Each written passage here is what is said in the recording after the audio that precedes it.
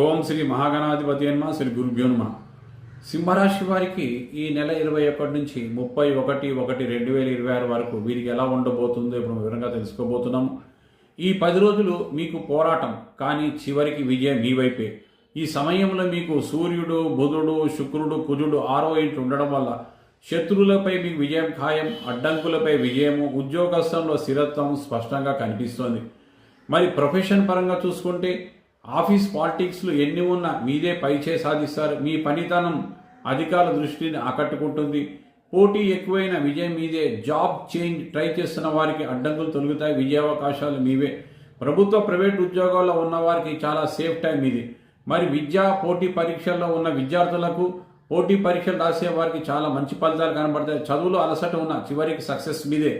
లా, medical, technical విద్యలో ఉన్నవారు శుభము. ప్రత్యర్థుల కంటే మీదే విజయం ఎప్పుడు పైచేగా ఉంటుంది. మరి ఫైనాన్షియల్ స్టేటస్ పరిశీలన చేస్తే అప్పులు క్రమంగా తగ్గుముఖం పడతాయి. లీగల్ లేదా డబ్బు సమస్యలు పరిష్కారం దిశకు చేరుకుంటాయి.